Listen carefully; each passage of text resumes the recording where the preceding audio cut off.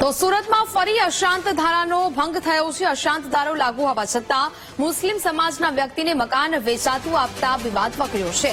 આદેશ્વર જૈન દેરાસર પાસે મુસ્લિમ સમાજને મકાન વેચાતું અપાતા સ્થાનિકો રોષે ભરાયા છે।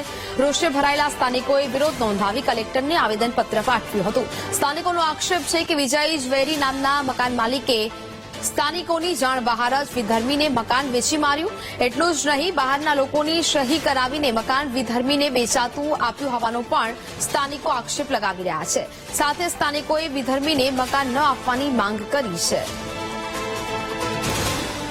ઘર છોડીને જે મિલકત વેચી છે વિજયકુમાર ઝવેરી, વિજયકુમાર મોતીલાલ ઝવેરી, એ મિલકત વિધર્મીને નહીં વેચે એના માટે અમે સિગ્નેચર એ લોકોએ બધાએ બહારની વ્યક્તિની કરાવી છે, જે ખડકીમાંની એક પણ વ્યક્તિની સિગ્નેચર નથી। અમારી માગણી એ છે કે એ લોકો વિધર્મીને વેચે નહીં, એ લોકો હિન્દુને વેચે અથવા તો જૈનને વેચે। સંવાદદાતા ધ્રુવ ફોનલાઈન પર જોડાયા છે। ધ્રુવ, સુરતમાં ફરી એક વખત અશાંત ધારાનો ભંગ થયો છે, શું વિગત? બિલકુલ સાચી વાત છે। સુરતના ચોક બજાર વિસ્તારની આ એક ફરિયાદ સામે આવી છે, જેમાં ચોક બજાર વિસ્તારમાં આવેલા જે આદેશ્વર જૈન દેરાસરની બાજુમાં એક મકાન આવ્યું છે।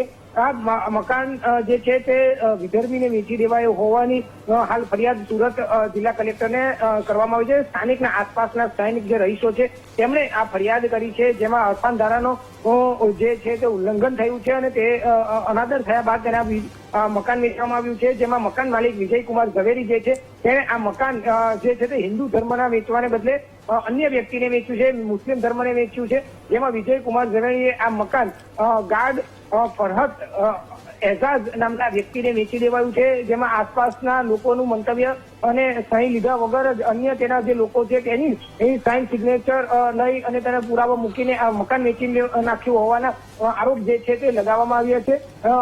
આસપાસના લોકોએ આ વાંધા કરતા હાલ જે મકાન વેચાયું છે તેની પર ક્યાંક રોક લાગી છે, પરંતુ મકાન વેચી દેવાના સંપૂર્ણ પ્રયાસો પૂર્ણ થઈ ચૂક્યા છે। તમામ દસ્તાવેજ પણ પૂર્ણ કરી દેવામાં આવ્યા છે અને આ અંગેની જાણ આસપાસના લોકોને થતા તાત્કાલિક આ લોકો તમામ આસપાસના લોકોએ સુરત પોલીસ કમિશનરને અને જિલ્લા કલેક્ટરને રજૂઆત પણ કરી છે અને જે કોર્ટ કેસમાં પણ તેઓએ ફરિયાદ કરી છે, જેને લઈને હાલ તો આ કાગળની પ્રોસેસ અટકાવી છે, પરંતુ આ રીતે આખું જે મકાન વેચી દેવાની જે આખી પ્રયાસ ચાલી રહ્યા છે ખોટી રીતે, તેને લઈને હાલ પ્રયત્નો થઈ રહ્યા છે, તેને લઈને હાલ વાંધો ઉચકવામાં આવ્યો છે અને કલેક્ટરને રજૂઆત પણ કરવામાં આવી છે કે આને ઝડપથી તાત્કાલિક ધોરણે રોકવામાં આવે। પરંતુ મોટી વાત એ છે કે આ રીતે હિન્દુઓના જે વિસ્તારો છે ત્યાં એક પછી એક જે છે તે મકાનો વેચાઈ રહ્યા છે અને તેની પાછળ કંઈક મોટું ષડયંત્ર પણ થતું હોય તેવા પણ હાલ આક્ષેપો થઈ રહ્યા છે। જી બિલકુલ ધ્રુવ, જાણકારી બદલ આપનો આભાર। તો હાલ તો ફરિયાદી છે જીનેશ શાહ આપણી સાથે ફોનલાઈન પર જોડાયા છે। જીનેશભાઈ, વીટીવી ન્યૂઝમાં આપનું સ્વાગત છે। સુરતમાં અનેક વિસ્તારો એવા છે કે જ્યાં અશાંત ધારો લાગુ કરવામાં આવ્યો છે, છતાં પણ લોકો અન્ય ધર્મના લોકોને મકાન વેચીને અશાંત ધારાનો ભંગ કરી રહ્યા છે। હાલ અત્યારે આપ કયા વિસ્તારની વાત કરી રહ્યા છો ને આપે શું ફરિયાદ નોંધાવી છે? મારું નામ જીનેશ કાપડિયા છે। હું દરિયામેલ ચોક બજાર વિસ્તારનો વતની છું।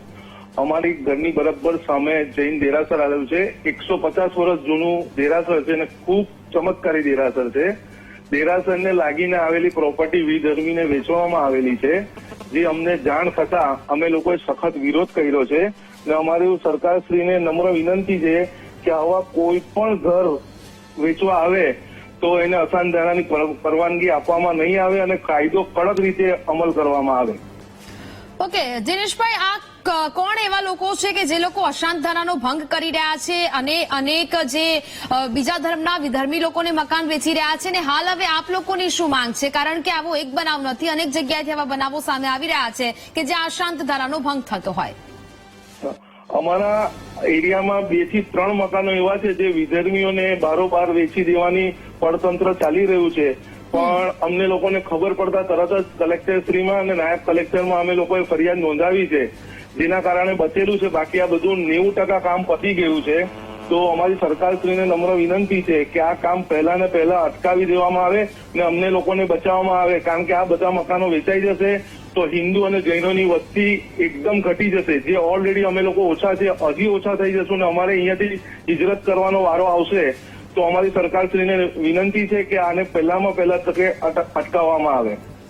બિલકુલ, જીનેશભાઈ વીટીવી ન્યૂઝ સાથે વાતચીત કરી તે બદલ આપનો આભાર। એટલે કે હવે ક્યાંક કોઈ અનિચ્છનીય ઘટના પણ ન બને જો આ પ્રકારે મકાનો વેચી દેવામાં આવશે અન્ય ધર્મના લોકોને તેને લઈને હવે અવાજ ઉઠાવવામાં આવ્યો છે જે વિસ્તારોમાં અશાંત ધારો લાગુ કરવામાં આવ્યો છે અને તેવા વિસ્તારોમાં અશાંત ધારાનો ભંગ છે તે થઈ રહ્યો છે અશાંત ધારો લાગુ હોવા છતાં મુસ્લિમ સમાજના વ્યક્તિઓને મકાન વેચાતું આપતા વિવાદ વકર્યો છે